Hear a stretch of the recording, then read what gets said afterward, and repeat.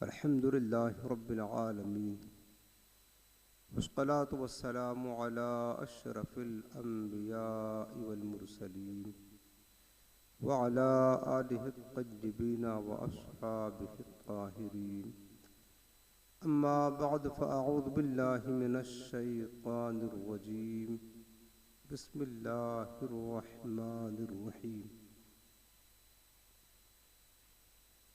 इन तस्तग़फिर लहुम औ ला तस्तग़फिर लहुम इन तस्तग़फिर लहुम सबईन मर्रतन फलन यग़फिरल्लाहु लहुम ज़ालिक बिअन्नहुम कफ़रू बिल्लाहि व रसूलिही वल्लाहु ला यहदिल क़ौमल फ़ासिक़ीन। आमन्तु बिल्लाहि सदक़ल्लाहुल अज़ीम वबल्लगना रसूलुहुन नबियुल करीम रऊफ़ुर रहीम अलैहि अफ़ज़लुस सलाति वत तस्लीम। अल्लाहुम्मा रब्बिश्रह ली सदरी वयस्सिर ली अमरी वहलुल उक़दतम मिन लिसानी यफ़क़हू क़ौली। रसूल करीम रऊफ़ुर रहीम सल्लल्लाहु तआला अलैहि व आलिहि वसल्लम इरशाद फरमाते हैं, अल बख़ीलु मन ज़ुकिरतु इंदहु फ़लम युसल्लि अलैया। मेरे आका फरमाते हैं कि वो शख्स बख़ील है यानी कंजूस है जिसके सामने मेरा ज़िक्र हो और वह मुझ पर दुरूद पाक ना पढ़े। लिहाजा जब भी सरकार दो आलम सल्लल्लाहु अलैहि वसल्लम का नाम अक़दस सुने तो ज़रूर दुरूद पाक पढ़ लिया करें। आज नहायत ही मोहब्बत के साथ दिल लगाकर गुंबद खज़रा का पुरनूर तसव्वुर अपने ज़हन व फ़िक्र में बसाकर आँखों को बंद करके सरों को झुकाकर नहायत ही ताज़ीम व अदब के साथ रहमत कौनैन सल्लल्लाहु अलैहि वसल्लम की बारगाह में दुरूद व सलाम का नजराना पेश करें। अल्लाहुम्मा सल्लि अला सय्यिदिना व शफ़ीइना व करीमिना व नबिय्यिना व मौलाना मुहम्मदिन व अला आलिहि व बारिक वसल्लम। हाज़रीन मोहतरम, हफ्तावारी दर्स का सिलसिला है और तहफ़्फ़ुज़ नामुस रिसालत के उन्वान से बयान सिलसिलावार जारी है। 4 दर्स इस मौजू के तहत हो चुके हैं और आज तहफ़्फ़ुज़ नामुस रिसालत का 5वां दर्स है। हमने आपको बताया था इससे पहले कि हम इस मौजू को इसलिए तवील कर रहे हैं, तफसील के साथ बयान कर रहे हैं कि दर हकीकत ये सिर्फ़ हमारे जलसे और ख़िताब का मौजू नहीं बल्कि ये तहफ़्फ़ुज़ नामुस रिसालत हमारी पूरी ज़िंदगी का उन्वान है। और जिस मुसलमान के नज़दीक रसूल पाक की इज़्ज़त व नामूस की कोई हैसियत ना हो और सरकार की नामूस व इज़्ज़त की हिफाजत में कोई पेशकदमी ना करे तो उसे अपने ईमान की फ़िक्र करनी चाहिए कि हम किस रसूल का कलमा पढ़ते हैं, किस नबी का कलमा पढ़ते हैं। हम जिस नबी का कलमा पढ़ते हैं उसकी नामूस और इज़्ज़त की हिफाजत के लिए हम कुछ नहीं कर पा रहे हैं और कुछ नहीं कर रहे हैं, इस पर फिर मुसलमानों को गौर करना चाहिए। चूँकि ये बात याद रख लें कि आज हमें जो कुछ इज़्ज़त मिली है, जो कुछ मकाम और मर्तबा हमें हमारे पास है मिला है, ये सिर्फ़ रसूल पाक की इज़्ज़त के सदक़े तुफ़ैल मिला है। ये मेरे आक़ाए करीम इस्लाम की इज़्ज़त व नामूस के सदक़े में हमें मिला है। अब अगर हम अपनी जानिसारी का सबूत ना दें नामोस रिसालत की हिफाजत के लिए तो हमारी ज़िंदगी फिर मुर्दा जिस्म की तरह है। रूह ईमान, जाने ईमान, मुस्तफ़ा जान रहमत से मोहब्बत अक़ीदत का तकाज़ा यही है कि सरकार के नामोस की और इज्जत के खातिर ज़रूरत पड़े तो अपनी जान का नजराना भी बारगाह रिसालत में पेश कर सके, तो ही हकीकी तौर पर हम सरकार के ग़ुलाम होंगे और सरकार से मोहब्बत करने वाले होंगे। कुरान अज़ीम की आज जिस आयत करीमा को हमने पढ़ा है वो सूरे तौबा की आयत नंबर 80। इसका तर्जमा सुनते हैं, फिर आगे मज़ीद तफसील अर्ज़ करता हूँ। अल्लाह रब्बुल आलमीन ने फरमाया, इन तस्तगफिर लहुम औ ला तस्तगफिर लहुम, ऐ मेरे हबीब अलैहिस्सलाम, अगर आप उनके लिए इस्तिग़फ़ार करें या इस्तिग़फ़ार ना करें। इस्तिग़फ़ार के मतलब होता है दुआए मग़फ़िरत तलब करना। इन तस्तगफिर लहुम 70 मर्रतन, अगर आप उनके लिए 70 मरतबा दुआए मग़फ़िरत करेंगे, लन यग़फ़िरल्लाहु लहुम, फिर भी हरगिज़ अल्लाह उनकी मग़फ़िरत नहीं फरमाएगा।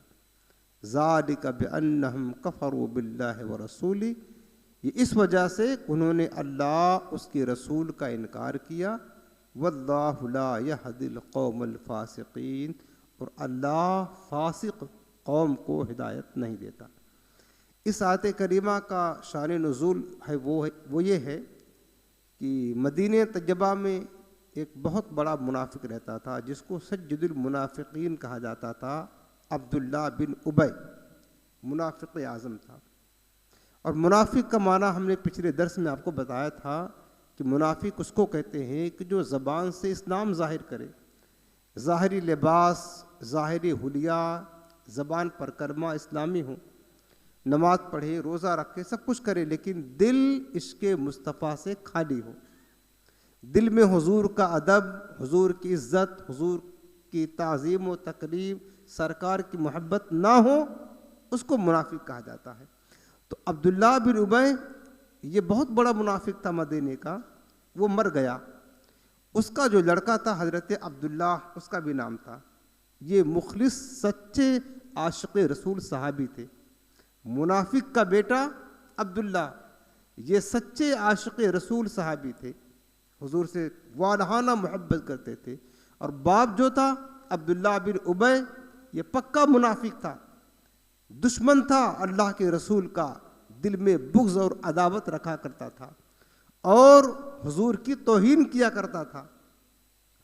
अब जब वो मर गया तो हज़रत अब्दुल्ला जो इब्न उबय के बेटे थे, उन्होंने हुजूर से अर्ज़ किया कि या रसूलल्लाह, मेरा बाप मर गया है, उसकी नमाज जनाजा पढ़ दीजिए आप। उस वक्त तक मुनाफिकों के नमाज जनाजा की ममानियत नहीं आई थी, यानी मना नहीं था।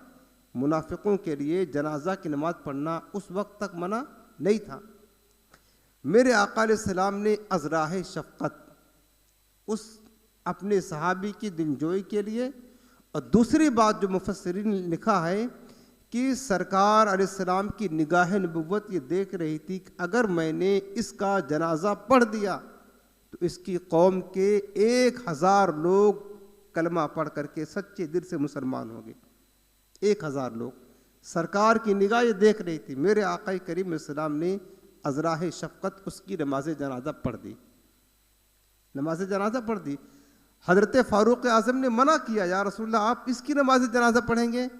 तो मेरे आका ने फरमाया कि अल्लाह ने मुझे इख्तियार दिया है, अल्लाह ने हमें रोका नहीं है।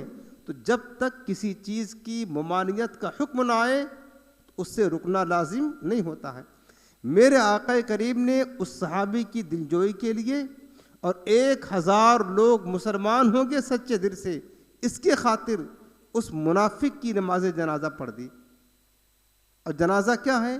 जनाजा है दुआए मग़फ़िरत तलब करना। मस्जिद के लिए दुआए मग़फ़िरत तलब करने का नाम जनाजा है। उसके बाद अल्लाह रब्बुल आलमीन ने सूरह तौबा में आगे है इस आयत करीमा के, ये आयत करीमा नाज़िल फरमाए को ला तुस्क़ल्ली अला अहदिम मिनहुम मात अबदन वला तक़ुम अला क़ब्री। अब हमेशा हमेश के लिए अल्लाह ने मना फरमा दिया कि मेरे हबीब, अब इन मुनाफिकों में से कोई भी मर जाए तो कभी भी इसकी जनाजा की नमाज ना पढ़ना और ना इसकी कब्र पर खड़े होना। उस वक्त तक मना नहीं था, लेकिन जब सरकार ने पढ़ा फिर अल्लाह रब्बुल आलमीन ने कुरान की आयत नाजिल फरमा दी। अब ये हुक्म क़यामत तक के लिए हो गया कि किसी मुनाफिक की नमाज जनाजा पढ़ना जायज़ नहीं है, ये हुक्म कुरान है। अब सवाल ये खड़ा होता है कि अल्लाह ने फरमाया, जब हुजूर ने जनाजा पढ़ दी, दुआए मग़फ़िरत कर दी, तो अल्लाह ने क्या फरमाया, इन तस्तग़फ़िर लहुम, ऐ महबूब आप इन मुनाफिकों की, और मरा था वो मुनाफिक इब्ने उबय, आप इसकी जनाजा पढ़ें, औला तस्तग़फ़िर लहुम, या इसकी जनाजा ना पढ़ें, यानी इसके लिए दुआए मग़फ़िरत करें या ना करें। इन तस्तग़फ़िर लहुम 70 मर्रतन, ऐ मेरे हबीब अगर आप 70 मरतबा भी इस मुनाफिक के लिए दुआए मग़फ़िरत करेंगे, फ़लन यग़फ़िरल्लाहु लहुम, तो तब भी हरगिज़ अल्लाह इनकी मग़फ़िरत कबूल नहीं करेगा, इनकी बख्शिश न फरमाएगा। अब सवाल ये होता है कि सरकार दुआए मग़फ़िरत करें, और अल्लाह फरमाता है कि बार बार आप करें दुआए मग़फ़िरत, लेकिन अल्लाह मग़फ़िरत कबूल ना करेगा, इनकी बख्शिश न फरमाएगा। क्यों? वजह क्या है? वजह सिर्फ एक ही है, वो बंदा अल्लाह को तो मानता था, अल्लाह की वहदानियत के इकरार भी करता था, अल्लाह की किताब को भी मानता था, अल्लाह के लिए नमाजें भी पढ़ता था, सब कुछ था, लेकिन चूंकि उसके दिल में बुग़्ज़े रसूल था, वो हुजूर से अदावत रखा करता था, अल्लाह को मानता था, अल्लाह के रसूल की दुश्मनी दिल में रखता था, बुग़्ज़ रखता था, रसूल पाक का अदब नहीं करता था, गुस्ताखी किया करता था, बेअदबिया किया करता था, अल्लाह रब्बुल आलमीन की गैरत को गवाया ना हुई कि जो मेरे महबूब का गुस्ताख हो, मेरे महबूब की दुश्मनी दिल में रखता हो, मेरे मुस्तफ़ा की अदावत दिल में हो, अगर मेरे हबीब भी अज़राह शफ़क़त उसके लिए दुआए मग़फ़िरत कर दे, लेकिन अल्लाह अपनी शान के मुताबिक, अल्लाह की गैरत यही है कि महबूब के दुश्मनों को अल्लाह बख्शिशता नहीं है, महबूब के दुश्मनों की अल्लाह मग़फ़िरत नहीं फरमाता है। इसलिए अल्लाह ने फरमाया कि महबूब ये तो तुम्हारी शफ़क़त थी, तुम्हारी शान रहमत थी, तुमने इन बदबख्तों के लिए दुआए मग़फ़िरत किया, अगर से ये तुम्हारे दुश्मन हैं, तुमसे दुश्मनी करते थे, लेकिन अल्लाह अपने हबीब की नामूस की खातिर बड़ा गज्जूर है, अल्लाह नहीं चाहता है कि कोई मेरे महबूब का दुश्मन बख्शा जाए, इसलिए अल्लाह ने मना फरमा दिया। तो ये आयत करीमत इंतहाई अल्लाह ने जो अपने हबीब अलैहिस्सलाम से मोहब्बत व प्यार का इजहार किया उसको वाज़े करती है, उसको वाज़े करती है कि अल्लाह यही चाहता है कि महबूब के दुश्मन बख्शे ना जाएं, वो सज़ा पाएं। इस आयत करीमा का शान नुज़ूल ये है जो मैंने आपको सुना। पिछले दर्स में हमने आपको बताया था, अगर कोई बंदा रसूल पाक की गुस्ताखी करता है तो सबसे पहले जवाबी कार्रवाई करना, ये अल्लाह रब्बुल आलमीन की सुन्नत है। और फिर ये तमाम उम्मत का जो हुजूर का कलमा पढ़ते हैं, ये उनकी जिम्मेदारी है अपनी हैसियत के मुताबिक नामूस रिसालत पर पहरा दें, हुजूर की नामोस और इज़्ज़त की हिफाजत करें। और हिफाजत करने का माना समझा दिया आपको कि मेरे महबूब अलैहिस्सलाम की शान में कोई गुस्ताखी करे तो जहाँ तक हो सके जवाबी कार्रवाई करें, चाहे FIR करके हो, चाहे उसका जवाब देकर हो, या उसका कत्ल करके हो, किसी तरीके से रसूल पाक की नामोस और इज़्ज़त पर पहरा देना यह हर उम्मती पर लाजिम है उनकी सलाहियत के मुताबिक। और ये काम सहाबा कराम ने किया है। सहाबा कराम ने जैसा पहरा दिया है हुजूर की नामोस पर, वो तो एक लफ्ज़ भी हुजूर की शान के खिलाफ कोई बोल दे सहाबा बर्दाश्त ना करते थे, सहाबा कराम बर्दाश्त ना करते थे। और ख़ुद ताजदार कायनात ने ऐसे कई मुनाफिकों को, कई गुस्ताखों को सहाबा को बेच कर कत्ल कराया। वो बदबख्त मेरा गुस्ताख है, जाकर के उसको कत्ल कर दो।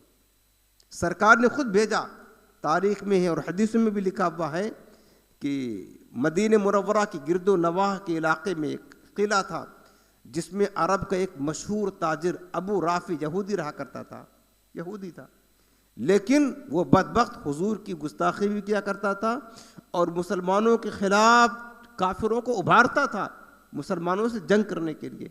मेरे आका करीम सलाम को जब खबर पड़ी तो सरकार ने सहाबा कराम की एक जमात को उसकी तरफ भेजा। उस जमात पर अमीर हज़रत अब्दुल्ला बिन अतीक को मुकर्रर फरमाया, कहा जाओ उसको कत्ल कर दो। सरकार खुद भेज रहे हैं, क्या करने के लिए? उस अबू राफे यहूदी को कत्ल करने के लिए। क्यों? क्योंकि हुजूर की गुस्ताखी किया करता था। हज़रत अब्दुल्ला बिन अतीक उस जमात को लेकर के गए किला के करीब, अपने साथियों से फरमाया तुम यहाँ ठहरो, मैं अंदर जाता हूँ। मैं उसे कत्ल करूँगा। शाम का वक्त था, किला का दरवाज़ा बंद होने के करीब था, लोग अपने जानवर चरा करके किला के अंदर दाखिल हो रहे थे। किसी तरीके से हज़रत अब्दुल्ला बिन अतीक किला के अंदर शाम को दाखिल हो गए। और जब दाखिल हुए तो कहते हैं कि मैं किला के अंदर दाखिल होने के बाद छुप गया, पुरोपोश हो गया।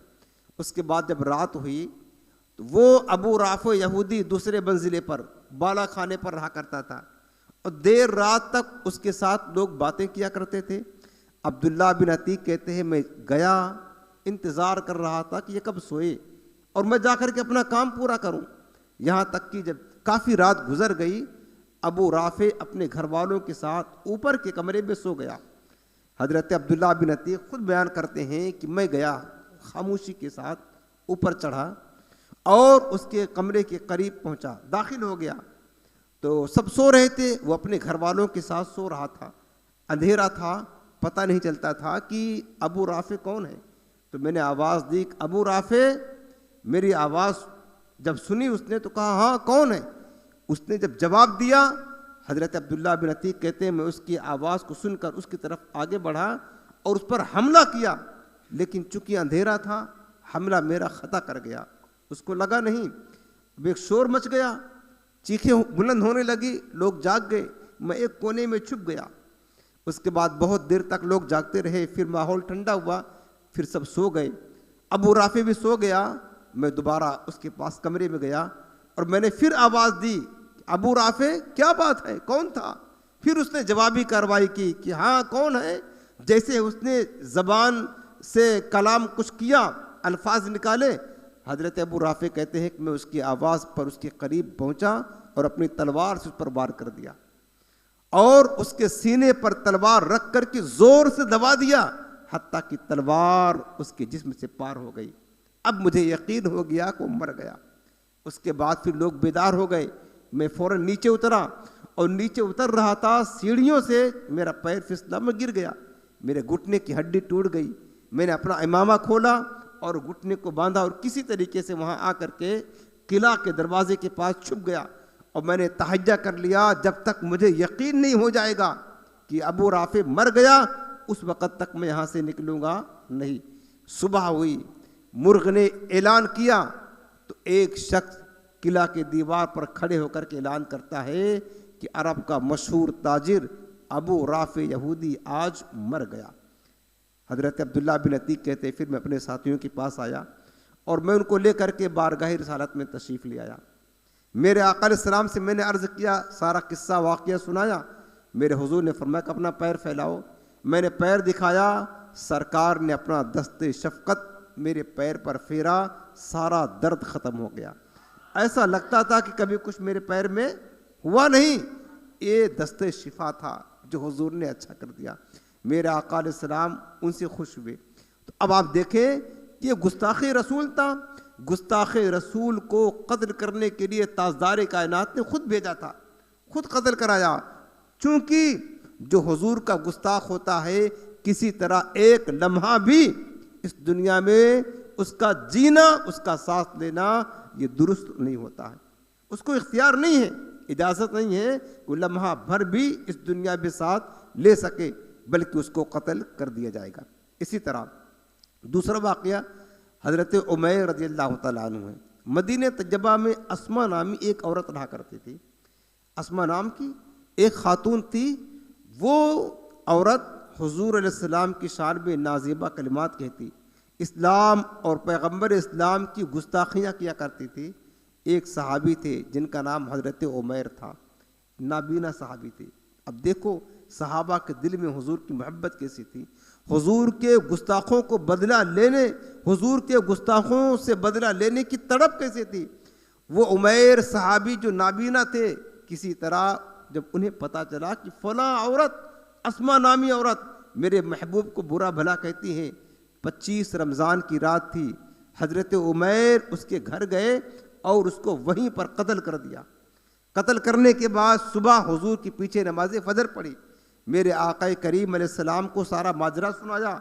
मेरे आका इतना खुश हुए, सरकार ने फरमाया कि लोगों, जो ऐसे सआदतमंद आदमी को देखना चाहता है जिसने पीठ पीछे बिन देखे अल्लाह उसके रसूल की मदद की, उसे चाहिए उमैर अल बसीर को देख ले।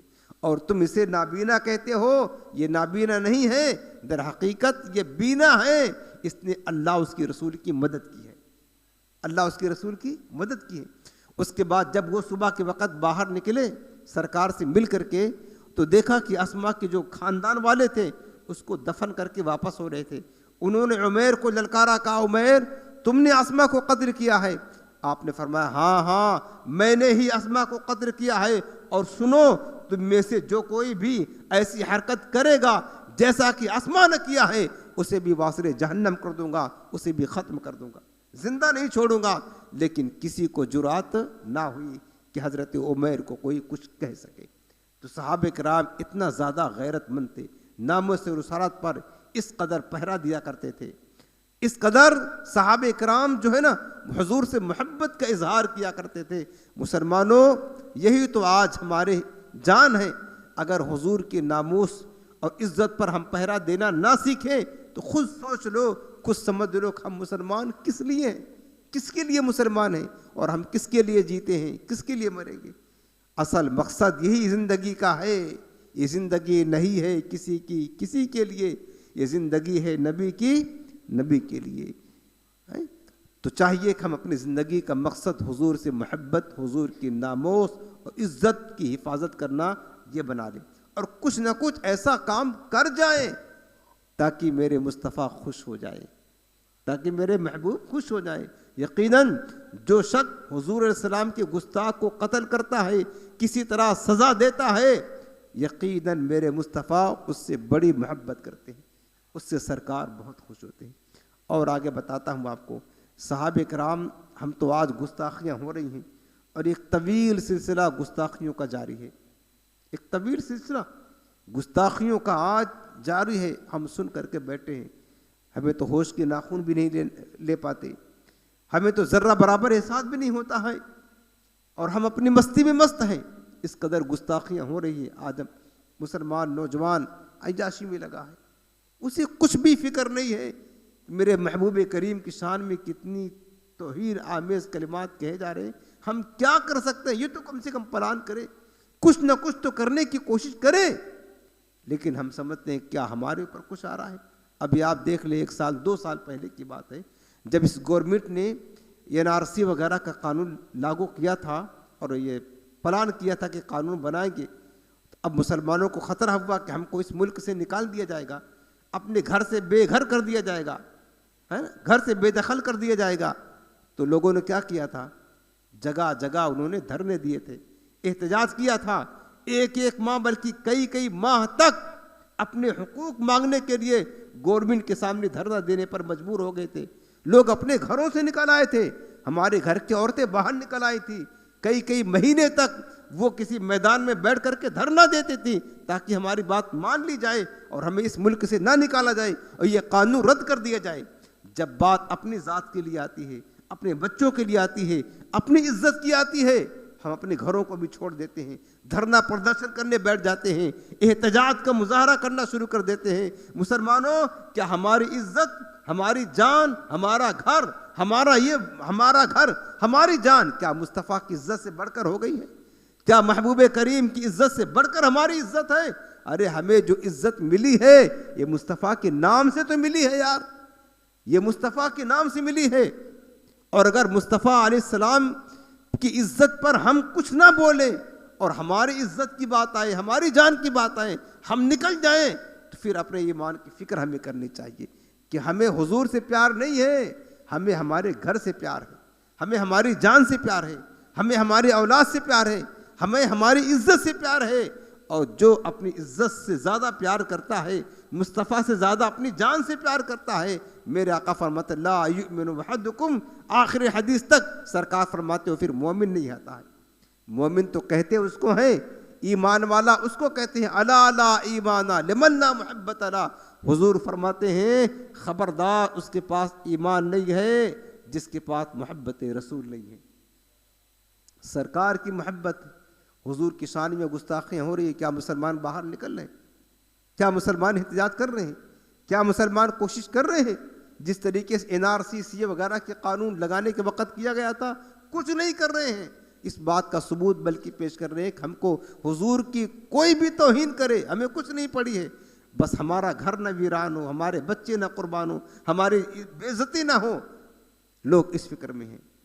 मुसलमानों, हजरत इमाम गज़ाली की बात वो बार बार याद आती है, शायद मैंने कभी बयान में कहा होगा। इमाम गज़ाली फरमाते, जिस दौर में हुजूर अलैहिस्सलाम की तौहीन की जा रही हो, सरकार की गुस्ताखी की जा रही हो और मुसलमान जिंदा हों, कुछ ना करें, तो फिर वो चंद दिन और इंतज़ार कर ले। अगर हुजूर की इज्जत के बारे में कुछ ना सोचें और हुजूर अलैहिस्सलाम की तौहीन की जा रही हो, मुसलमान खामोश बैठे रहें, तो इमाम गज़ाली फरमाते वो इंतज़ार करें, अनकरीब वो वक्त आएगा उनकी माओं को, उनकी बहनों को, उनकी घर की बेटियों को सरेआम रास्तों पर ला करके सरेआम नीलाम किया जाएगा, उनकी इज्जतों के साथ खिलवाड़ किया जाएगा और वो कुछ नहीं कर पाएंगे। तो ये सब कुछ हो रहा है, हमारी आंखें अगरचे बंद हैं। कश्मीर में क्या हो रहा है बताइए, फिलिस्तीन में क्या हो रहा है बताइए, आप सीरिया में क्या हो रहा है आप बताएं क्या हो रहा है, और खुद दूर ना जाएं हमारे इंडिया में क्या हो रहा है। आज कुफ्फार हमारी बेटियों को भगा कर ले जा करके उनकी इज्जत के साथ खिलवाड़ नहीं कर रहे हैं, क्या हो रहा बताइए। ये कुछ हो रहा है ना, इसकी वजह क्या है? इसकी वजह यह है कि मुस्तफ़ा करीम की गुस्ताखी की जा रही है, हम खामोश हैं, हम कुछ नहीं कर रहे हैं, न कुछ बोल रहे हैं। उसकी सज़ा में ये दिन हमें देखने के लिए मिल रहे हैं। अल्लाह ना करे कि आगे और कुछ दिन देखना पड़े। हम इस मौजू को इसलिए तफसील के साथ बयान कर रहे हैं, मुसलमानों कुछ ना कुछ कोशिश ज़रूर करो। अगर महबूब करीम की इज्जत सलामत है तो याद रखना, तो ही हमारी इज्जत बाकी रहेगी, वरना फिर एक कुफ्फार और मुशरिकीन जो पैगंबर इस्लाम की शान में गुस्ताखी कर सकते हैं, वो हमें भी जलीलो ख्वार करके तबाह बर्बाद कर सकते हैं और कर देंगे अगर होश का नाखून ना लिया, होश का सांस ना लिया। और हमें ये सबक सहाबे कराम से सीखना पड़ेगा, बुजुर्गों से सीखना पड़ेगा। सहाबे कराम की शान तो ये थी, असदाफ की शान तो ये थी, सरकार से मोहब्बत करने वालों की शान तो ये थी। ज़र्रा बराबर भी अगर कोई नाज़ेबा कलिमात मुस्तफ़ा करीम के ख़िलाफ़ इस्तेमाल करता, वो अपनी तलवार निकाल लेते, अपनी तलवार निकाल लेते। वो ये उनकी गैरत ईमानी थी, वहाँ से हमें सबक सीखना।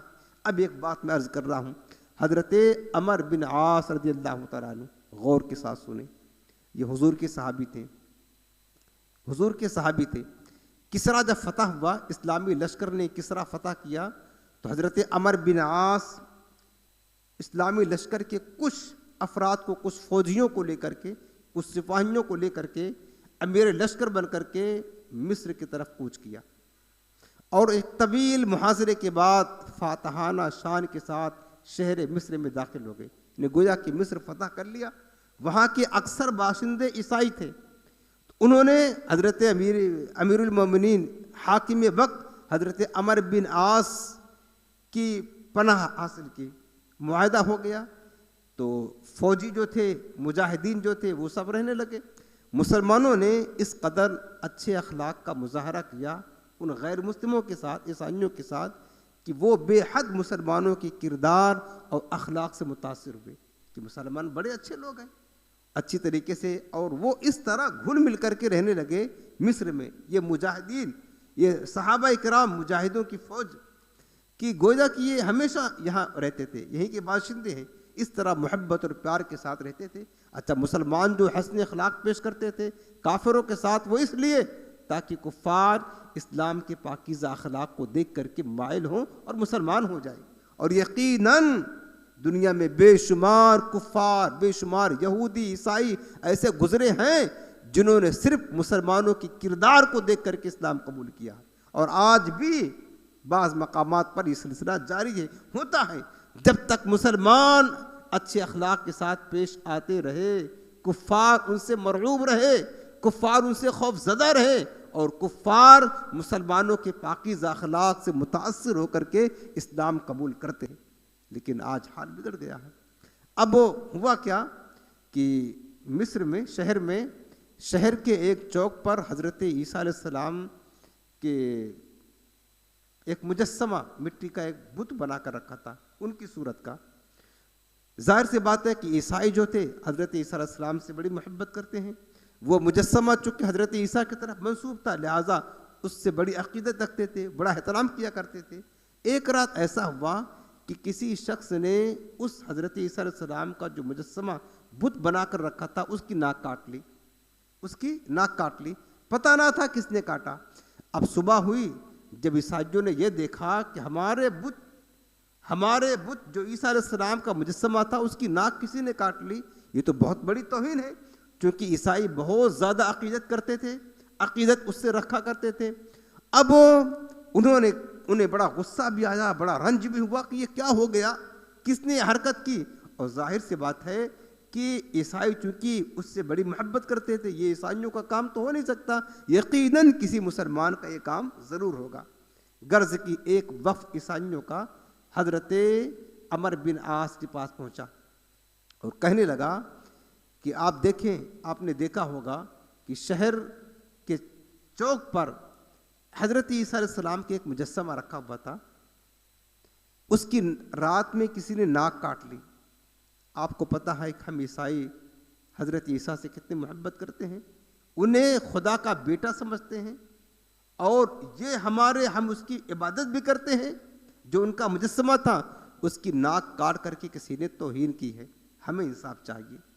और उन्होंने ये भी कहा कि आपको ये भी पता है कि ईसाई ऐसी हरकत नहीं कर सकता, क्योंकि ईसाई उससे मोहब्बत करते थे, यकीनन ये किसी मुसलमान की हरकत ज़रूर होगी, हमें उसका इंसाफ चाहिए।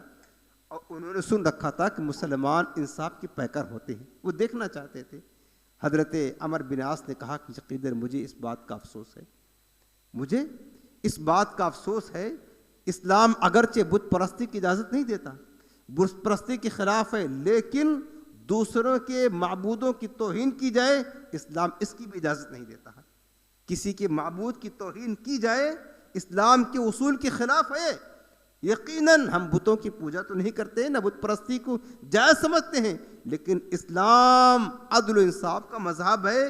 कोई अगर अपने माबूद को पुकारता है तो पुकारे, इस्लाम इस बात की इजाज़त नहीं देता कि किसी के माबूद की हद तक जा तौहीन की जाए। अब ऐसा करें कि यकीनन किसी ने गलती की है और ये मुसलमान ही हो सकता है, ईसाई ऐसा काम नहीं कर सकता है। अब ऐसा करें, हज़रत अमर बिन आस कहते हैं कि उसकी मरम्मत करा ले, उसको बना ले, जो खर्च आएगा हम अदा कर देंगे, जो खर्च आएगा हम अदा कर देंगे। उन्होंने कहा, ऐ हाकिम वक्त, आपको पता है कि हम ईसाई उस मुजस्समे से कितनी मोहब्बत करते हैं, हम उसको खुदा का दर्जा देते हैं, तो क्या हमारे इतनी बड़ी तौहीन की गई, इतनी बड़ी तौहीन का बदला चंद सिक्कों से अदा हो सकता है? आपने फरमाया ऐसा करो, फिर कोई तावान मुकर्रर कर लो, हम उसका तावान देने के लिए भी तैयार हैं। हम चाहते हैं अमन, हमने तुमको पनाह दिया है, किसी तरह बदअमनी नहीं चाहते हैं और हम इंसाफ चाहते हैं। उन्होंने उस पर भी राज़ी न हुए, वो न उसको बनाने पर राज़ी हुए, न तावान पर राज़ी हुए। फिर उन्होंने क्या कहा, वो कहने लगे कि हमारे इतने बड़े खुदा की तौहीन हुई है, इतनी बड़ी तौहीन का बदला चंद सिक्कों से नहीं हो सकता है। हज़रत अमर बिन आस ने कहा, फिर तुम क्या सोचते हो?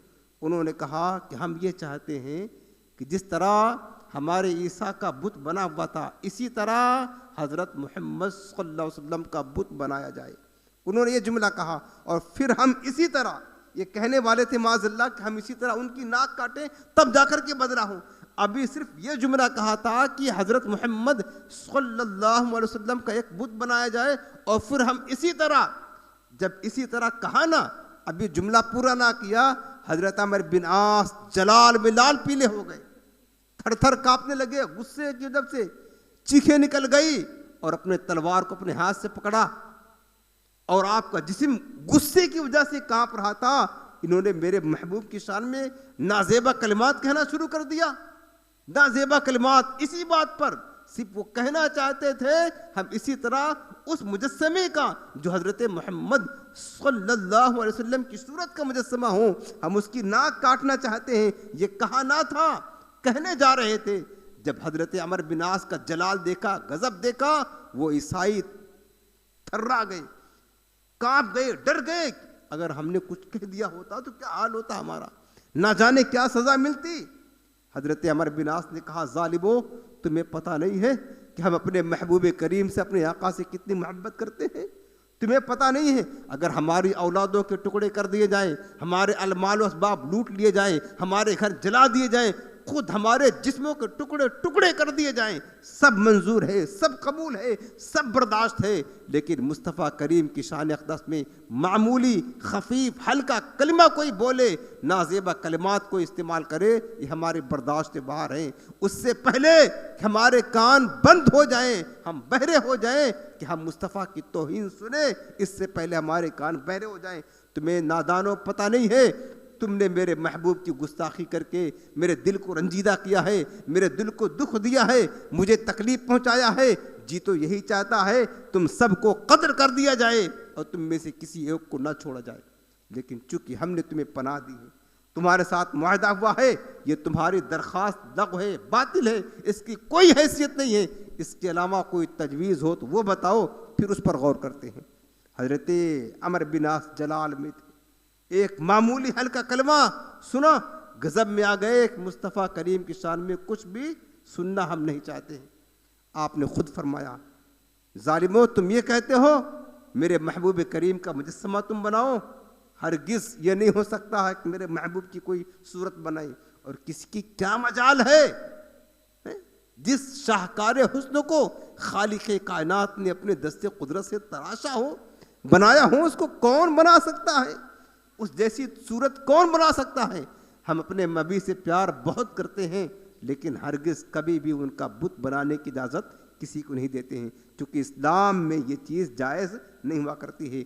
और हम ये कहते हैं, सुनो, अगर तुम्हारे इंतकाम की आग भड़क रही है, तुम इंसाफ चाहते हो, न तावान पर राज़ी हो, न उसकी मरम्मत कराने पर राज़ी हो, तो सुनो, हज़रत मोहम्मद मुस्तफ़ा सल्लल्लाहु अलैहि वसल्लम का बुत बनाने से पहले बजाय तुम ये कर सकते हो, हम में से किसी एक मुसलमान की तुम नाक काट करके उसका बदला ले सकते हो।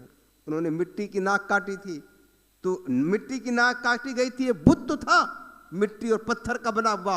हज़रत अमर बिन आस कहते हैं, अगर तुम्हारे इंतकाम की आग भड़क रही हो और तुम दिल को सुकून चाहते हो, तो हम में से किसी मुसलमान की नाक काट लो, किसी मुसलमान की नाक काट लो, हम कबूल कर लेंगे, बर्दाश्त कर लेंगे, लेकिन ये नहीं हो सकता है कि महबूब करीम का मुजस्समा या बुत बनाया जाए।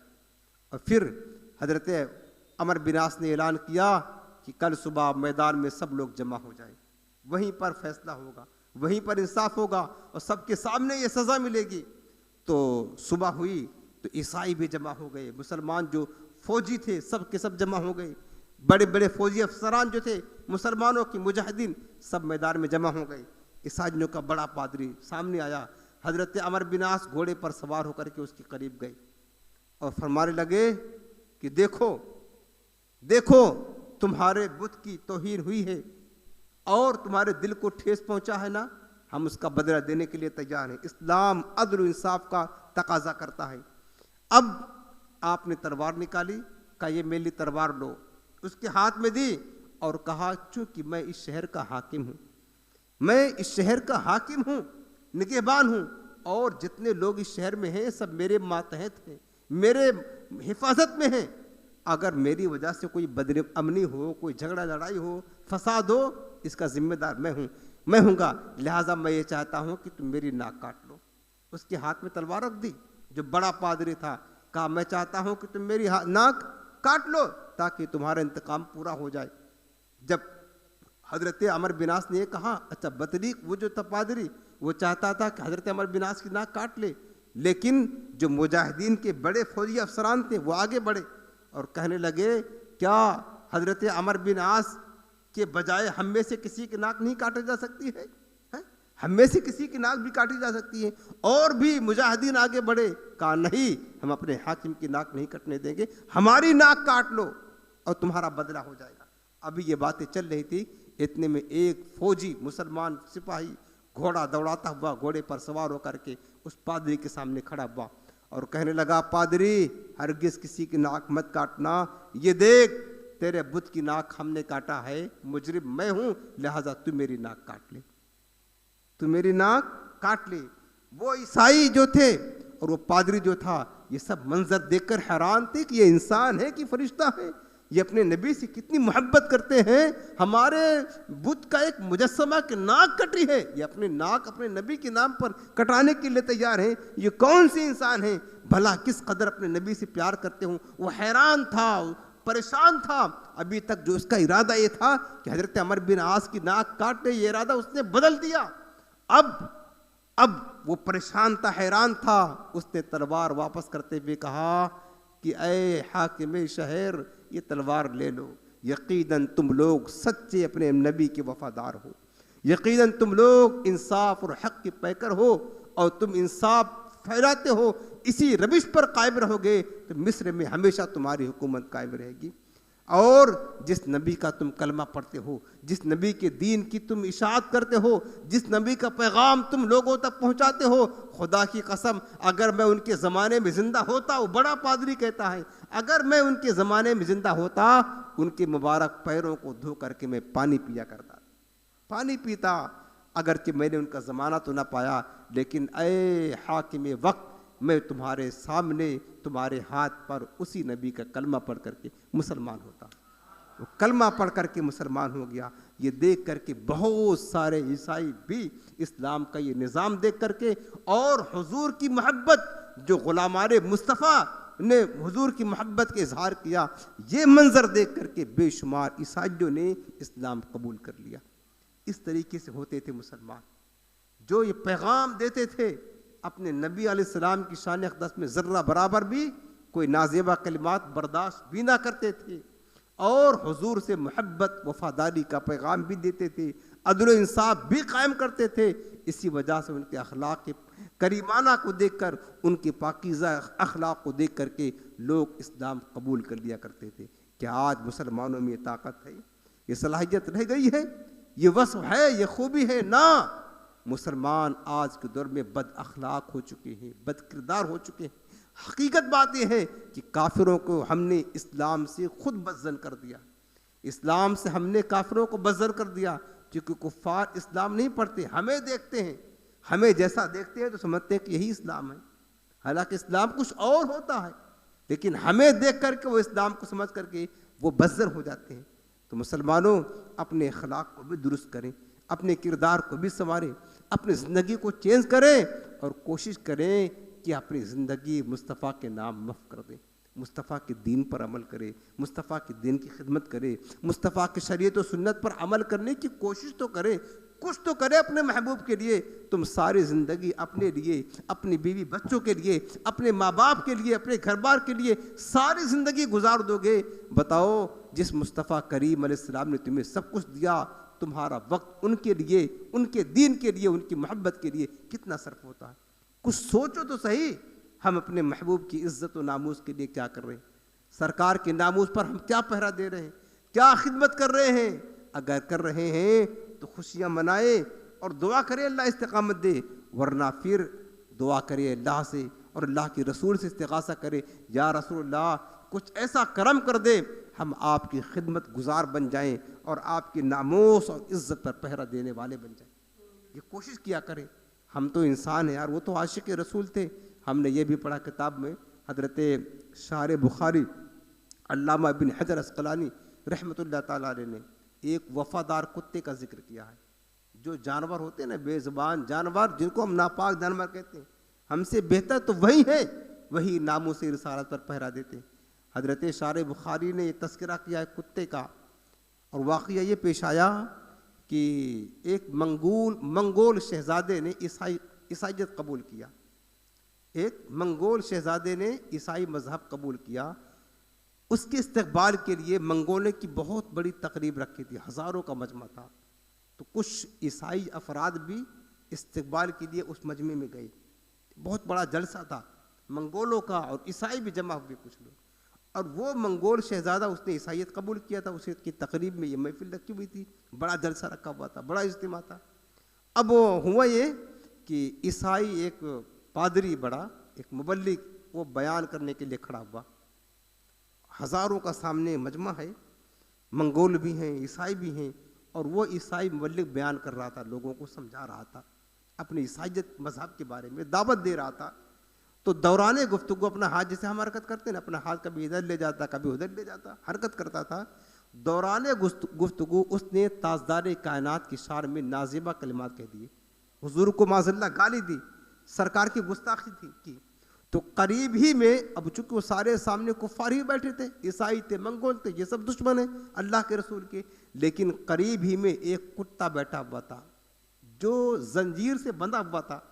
वो कुत्ता पालतू था, शिकारी कुत्ता था। वो कुत्ता ईसाइयों का था, ईसाइयों का परवरदा था, खाता ईसाइयों का था, परवरदा ईसाइयों का था। लेकिन मोहब्बत और नामूस पर पहरा किसका दे रहा है वो सुनो। जब उस जालिम ने हुजूर की बदगोई की, गुस्ताखी की, नाज़िबा कलिमात कहे ना, वो कुत्ता जंजीर में बंधा था। अभी तक तो उसकी तकरीर सुनता रहा, खामोश रहा, लेकिन जैसे ही इस जालिम के ज़बान से नापाक कलिमात निकले, हुजूर की गुस्ताखी में वो कुत्ता फड़कने लगा, वो कुत्ता छलांगे मारने लगा और जोर जोर से छलांगे मार करके उस जंजीर को तोड़ा और तोड़ करके आकर के उस पादरी पर हमला कर दिया, उसको दबोच लिया। एक भगदड़ मच गई, लोगों ने किसी तरह उस कुत्ते को पकड़ा, काबू कर लिया। उसके बाद उसको ले जाकर के बांध दिया। उस पादरी से, उन्हीं में से किसी ने कहा कि जानते हो ये कुत्ते ने ये हरकत क्यों की? वो इसलिए की कि तुमने मुसलमानों के नबी की शान में तौहीन की, ये बड़ा गैरत वाला कुत्ता है, इसे बर्दाश्त ना हुआ और इसने तुम पर हमला कर दिया। उस पादरी ने कहा कि नहीं, उस कुत्ते को क्या समझ, मैं किसकी तौहीन कर रहा हूँ, किसकी ताज़ीम कर रहा हूँ? बात यह है कि मैं दौरान तकरीर अपने हाथ को हरकत कर रहा था, मैंने उसकी तरफ इशारा किया, इस कुत्ते ने समझा बड़ा खुददार है, ये मुझे मारना चाहता है, लिहाजा इस वजह से उसने मुझ पर हमला कर दिया। बात यह है और कोई बात नहीं है। अच्छा, बहरहाल बात ख़त्म हो गई। फिर उसने तकरीर करना शुरू कर दी, उस ईसाई ने फिर तकरीर करना शुरू कर दी। फिर तकरीर के दौरान फिर हुजूर की शान में गुस्ताखी की उसने। अब जब दोबारा गुस्ताखी की, कुत्ता अभी तक सुनता रहा, लेकिन जैसे ही सरकार की शान में नाज़िबा कलिमात कहे, इस दफ़ा कुत्ते ने छलांग लगाई और जंजीर को तोड़ करके आकर उस पर हमला किया, उसकी गर्दन को दबोच लिया, दांत उसके गर्दन में धंसा दिया और उस वक्त तक नहीं छोड़ा जब तक कि उसको वासिले जहन्नम नहीं कर दिया। ये वफादारी देखे जानवरों की, हम तो उस कुत्ते से भी गए गुजरे हैं, हम कुछ नहीं कर पा रहे अपने महबूब के लिए। उसने उसे वासिले जहन्नम कर दिया। कितना गैरतमंद कुत्ता था। काश काश हम भी उसी कुत्ते की तरह हुजूर की नामों पर पहरा देने वाले बन जाए। ये मंजर देखकर कि एक जानवर पैगंबर इस्लाम से कितनी मोहब्बत करता है, एक नापाक कुत्ता होकर पैगंबर इस्लाम से कितनी मोहब्बत करता है, कितना वफादार है, जिससे ये मोहब्बत करता है उसकी शान में कोई भी गलत अल्फाज सुनना गवारा नहीं करता है कुत्ता, और दुश्मन को वासिले जहन्नम कर दिया। ये मंजर देख करके 40,000 मंगोलों ने इस्लाम कबूल किया। 40,000 तारीख में लिखा है, इब्न हजर लिखते हैं 40,000 मंगोलों ने इस्लाम कबूल किया। उलमा ने लिखा, प्यारे ज़रा गौर करो, एक कुत्ता अगर दुश्मन इस्लाम से बदला ले ले, जवाबी कार्रवाई कर दे और हुजूर के दुश्मन का खात्मा कर दे, तो 40,000 लोग जो है ना अपना मजहब छोड़ करके मुसलमान होते हैं। अगर कोई इंसान, बल्कि कोई मुसलमान, कोई आशिक़ रसूल अगर हुजूर अलैहिस्सलाम के गुस्ताख को सज़ा दे दे, उसको वासिले जहन्नम कर दे, तो बताओ इस्लाम में कैसा इनकलाब आ जाएगा, कैसा इनकलाब बर्पा होगा, कितने लोग मुसलमान होंगे। लेकिन ज़रूरी है हुजूर अलैहिस्सलाम से वफ़ादारी, जानसारी, मोहब्बत और प्यार का सबूत दे। प्यारे, ज़िंदगी बहुत गुजर गई, बहुत सो लिया, अब मरना है, मर करके कब्र में मुस्तफ़ा आएंगे, हुजूर को मुंह दिखाना है, महशर के दिन महबूब करीम के सामना होगा, वहाँ हुजूर को जवाब देना है। अगर आका ने पूछ लिया कि तू मेरा कलमा पढ़ता था, मुझसे मोहब्बत का दावा करता था, बता मेरी गुस्ताखियाँ हो रही थी, तूने अपनी तरफ से क्या किया? मुसलमानों खुद गौर करो, बताओ हम उस वक़्त अपने महबूब को क्या जवाब देंगे? कुछ तो करें, कम से कम कुछ नहीं कर सकते, इतना ज़रूर करें। जो लोग इस राह के मुसाफिर हैं, जो लोग तहफ़्फ़ुज़े नामूसे रिसालत पर काम कर रहे हैं, आप उनका साथ देने वाले बन जाएं, किसी तरह उनका साथ दें। अब सोचें कैसे साथ देंगे, कैसे साथ देंगे? तो साथ इस तरह देना है, जो लोग काम कर रहे हैं तहफ़्फ़ुज़ नामूस रिसालत पर आप उनसे कहें, आप जहाँ भी जाएं हम भी आपके साथ जाएंगे। आप जो भी ज़रूरत पड़े मुस्तफ़ा की नामोस इज़्ज़त के लिए हम आपके साथ खड़े हैं, हुजूर की इज़्ज़त पर पहरा देने के लिए। और जब ज़रूरत पड़े तो अपने घरों को, कारोबार को, दुकान को छोड़ करके जाओ। और जब हुजूर सलाम के नामोस पर कोई जलसा हो, कोई महफिल हो, कोई मजलिस हो, आप उसमें ज़रूर जाया करें। ये भी हुजूर की नामोस पर पहरा देने के मुतरादिफ है। कुछ ना कुछ तो करे, कम से कम इतना करें यार, हुजूर सलाम ने जो हमें दीन दिया है, जो हमें इस्लाम दिया है, ये भी सरकार की बारगाह से, नमाज आका ने दी, सुन्नतें आका ने दी, शरीयत आका ने दी, ये भी तो हुजूर की बारगाह से निस्बत रखती है ना। ये सारी चीज़ें आप उस पर अमल करना शुरू कर दें, उस पर अमल करना शुरू कर दे और हुजूर से भीख मांगे, खैरात मांगे, या रसूलुल्लाह हमें अपने नामूस और इज़्ज़त पर पहरा देने वाला बना दीजिए। कुछ ना कुछ कोशिश करें, ज़रूर कोशिश करें, ताकि हमारा नाम भी खादिमाने नामूस रिसालत में हो जाए, ताकि हम भी हुजूर के दर के सच्चे कुत्ते बन करके वफ़ादारी का मुजाहरा कर सके। क्योंकि प्यारे, ज़िंदगी मुख्तसर है, आज नहीं कल गुजर जाएगी। यूँ दुनियादारी में दुनिया कमाते कमाते दुनिया की मोहब्बत लेकर के यहाँ से चले गए तो बताओ क्या मिलेगा। काश शान के साथ हुजूर की नामोस पर पहरा देते हुए अगर ये ज़िंदगी गुजर जाए तो बताओ कितनी इज़्ज़त की मौत मिलेगी तुम्हें। मुस्तफ़ा की बारगाह में कितना मुकाम होगा, बड़ा रुतबा होगा, बड़ी अज़मत होगी। लिहाजा ये जो मौज़ूआत हमने आपको तफसीलवार बयान किए, असल चीज़ यही समझ लें कि हुजूर हमारे अपने ज़िंदगी का मकसद बना ले। हुजूर की नामूस की नौकरी करना, जहाँ ज़रूरत पेश आए हमें ज़रूर वहाँ खड़ा होना है। और जैसे हमारी सलाहियत और ताकत हो, हमें दुश्मनान इस्लाम के जो है ना एतराज़ात का और हमलों का जवाबी कार्रवाई करना है। या जो लोग इस राह में काम कर रहे हैं उनका साथ हमें देना है, ताकि वो ताकतवर हो और हम आगे बढ़ करके दुश्मनान इस्लाम का सफाया कर सके, उनका ख़ात्मा कर सके।